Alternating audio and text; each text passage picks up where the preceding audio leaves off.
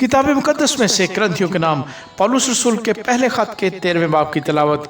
अगर मैं आदमी और फरिश्तों की ज़ुबानें बोलूं और मोहब्बत न रखूं तो मैं झंझनाता पीतल या झंझनाती झांझ हूँ। और अगर मुझे नबूवत मिले और सब भेदों और कुल इल्म की वाकफियत हो और मेरा ईमान यहाँ तक कामिल हो कि पहाड़ों को हटा दूं और मोहब्बत न रखूं तो मैं कुछ भी नहीं।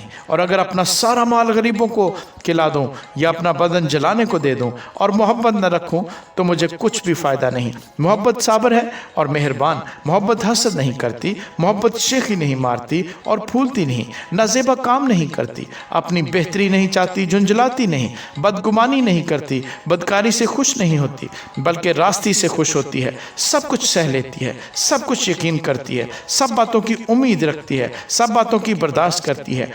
मोहब्बत को ज़वाल नहीं। नबूतें हों तो मौकूफ़ हो जाएंगी, ज़ुबानें हों तो जाती रहेंगी, इल्म हो तो मिट जाएगा क्योंकि हमारा इल्म नाकिस है और हमारी नबूत ना तमाम, लेकिन जब कामिल आएगा तो नाकिस जाता रहेगा। जब मैं बच्चा था तो बच्चों की तरह बोलता था, बच्चों की सी तबीयत थी, बच्चों की सी समझ थी, लेकिन जब जवान हुआ तो बचपन की बातें तर्क कर दी।